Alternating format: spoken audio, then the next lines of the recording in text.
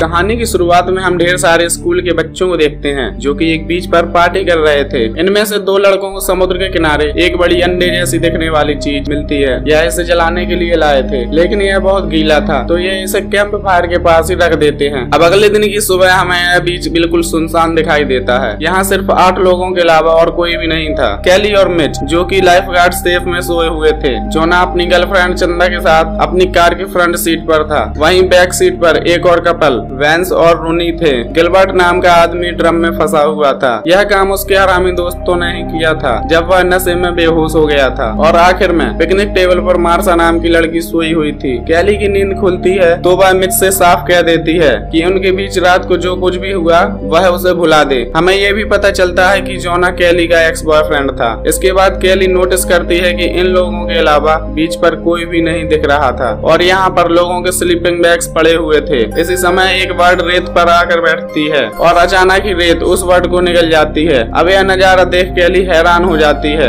इधर picnic table पर Marsa की नींद भी खुलती है। कैली उसे चिल्लाकर कहती है कि रेत में कुछ है और वह उस पर पैर न रखे, लेकिन मार्सा उसकी नहीं सुनती और अपना पैर टेबल से नीचे रख देती है और उसका पैर रेत में फंस जाता है। मार्सा पूरी ताकत लगाने पर भी अपने पैर को रेत से बाहर नहीं निकाल पा रही थी। अब वह डर के मारे चिल्लाने लगती है। उसके दोस्तों को शुरू में लगता है कि वो उनके साथ मजाक कर रही है, लेकिन मार्सा के जोर जोर से रोने पर सब समझ जाते हैं कि कुछ तो गड़बड़ है। वेंस कार से नीचे उतरकर उसकी मदद करने दौड़ता है, लेकिन उसके पैर भी रेत में फंस जाते हैं और वह नीचे गिर जाता है। जोना भी मदद करने जाने लगता है, लेकिन चंदा उसे रोक लेती है। सब देखते हैं कि रेत में कुछ था जो कि वेंस के शरीर को खा रहा था और देखते ही देखते वेंस का पूरा शरीर रेत में गायब हो जाता है। साथ ही रेत ने मार्सा को भी निगल लिया था। बाकी सब लोग यह देख शौक में थे। यह लोग अब इस बीच पर फंस चुके हैं और अगर उन्होंने रेत पर कदम रखा तो उनकी मौत होना पक्का है। वह सब याद करने की कोशिश करते हैं कि यह सब क्यों हो रहा है, क्योंकि रात को तो सब कुछ ठीक था। इसके बाद कैली की नजर दूर पड़े हुए उस अंडे पर जाती है जो कि रात को वेंस और गिलबर्ट को मिला था, लेकिन यह अंडा टूटा हुआ था, जिसका मतलब है कि अंडे में से जरूर कोई मॉन्स्टर निकला होगा और वह मॉन्स्टर ही अब रेत के नीचे है, क्योंकि इनके सारे दोस्त रेत पर ही सो गए थे सिवाय इन लोगों के। चंदा जोना से कहती है कि कार स्टार्ट करके यहाँ से निकालो, लेकिन इनकी गाड़ी भी स्टार्ट नहीं हो रही थी क्योंकि रात भर से इस कार की हेडलाइट ऑन थी, जिसकी वजह से कार की बैटरी डेड हो गई थी। इसके बाद कैली रेत के पास जाती है और अपना हाथ रेत के करीब ले जाती है। यह सब देखते हैं कि रेत में से बहुत ही छोटे छोटे टेंटिकल्स बाहर निकल रहे थे। इसके बाद गिलबर्ट की नींद भी खुल जाती है और वह इन सब को चिल्लाकर उस ड्रम से बाहर निकालने को बोलता है। सब लोग उसे शांत रहने को कहते हैं और उसे बताते हैं कि रेत के अंदर किसी तरह का मॉन्स्टर है जो कि वेंस और मार्सा को ऑलरेडी खा चुका है। तो गिलबर्ट अगर रेत पर गिर गया तो वह भी मारा जाएगा। गिलबर्ट बड़ी मुश्किल से इनकी बात पर यकीन कर शांत हो जाता है। इसके बाद कैली और मिच वापस लाइफ गार्ड पर चले जाते हैं और यहाँ से निकलने का कोई तरीका सोचने लगते हैं। ऐसे ही कुछ घंटे बीत जाते हैं, लेकिन इनकी मदद करने बीच पर कोई भी नहीं आता। कैली को अंदर एक माचिस मिलती है जिसे वह अपनी पॉकेट में रख लेती है। यहाँ पर कुछ और हॉट डॉग भी पड़े हुए थे जिनसे कैली को एक आइडिया आता है। यह लोग हॉट डॉग को अलग अलग डायरेक्शन में फेंकने लगते हैं, जिससे इन्हें यह पता लग सके कि आखिर यह मॉन्स्टर कितना बड़ा है और कितने एरिया में फैला हुआ है। इन्हें पता चलता है कि यह मॉन्स्टर साइज में बहुत बड़ा है और इससे बचते हुए इन्हें काफी दूर तक जाना पड़ेगा। चंदा कहती है कि उन्हें यहीं पर इंतजार करना चाहिए, कोई न कोई बीच पर जरूर आएगा। जिस पर रूनी बोलती है कि अभी गर्मी की छुट्टियां चल रही हैं और इस सीजन में यहाँ कोई भी नहीं आने वाला।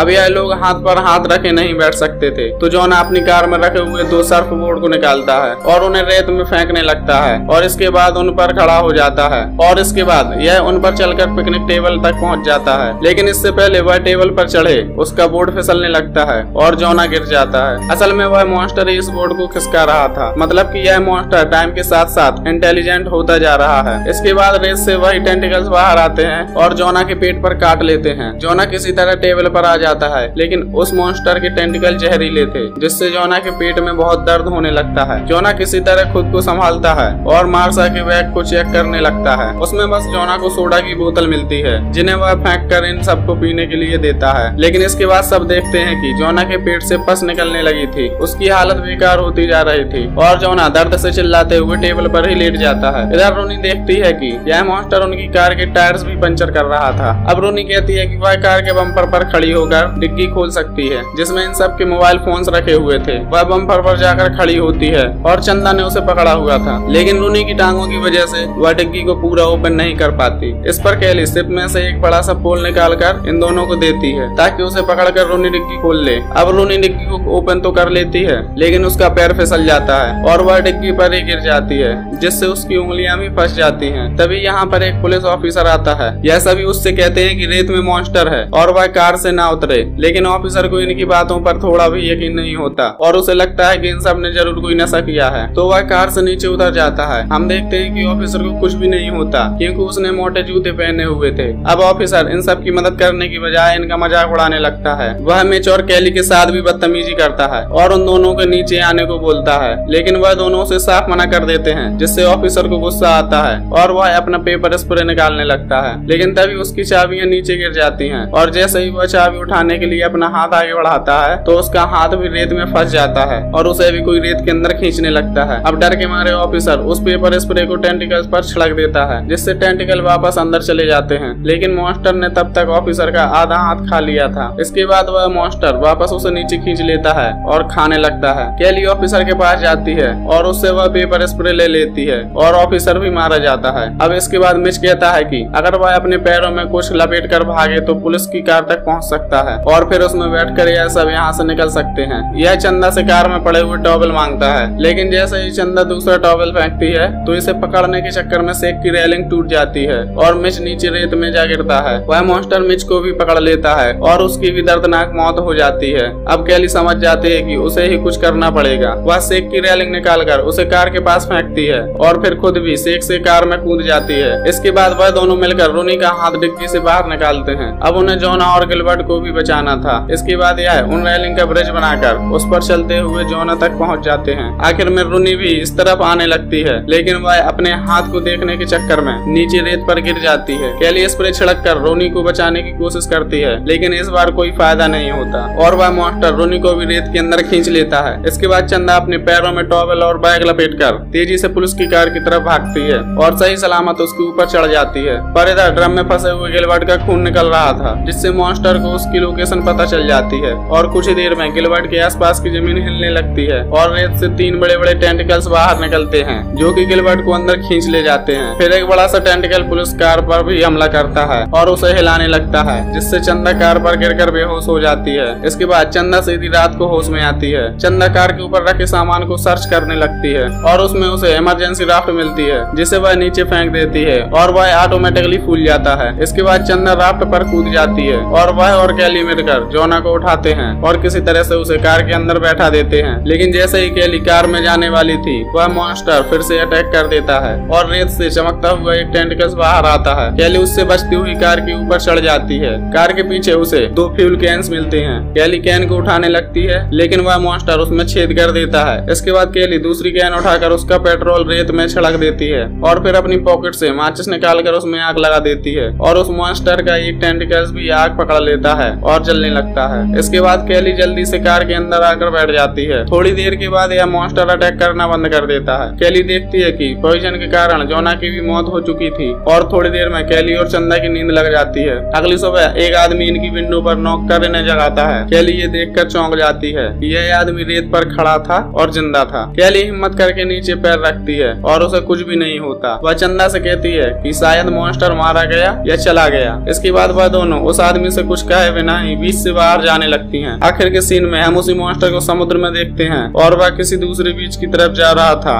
और इसी के साथ यह मूवी समाप्त हो जाती है। तो दोस्तों अगर आप ऐसे बीच में फंस जाएं तो क्या करते, कमेंट करके जरूर बताएं। वीडियो पसंद आया हो तो वीडियो को लाइक और चैनल को सब्सक्राइब जरूर करें। Thank you.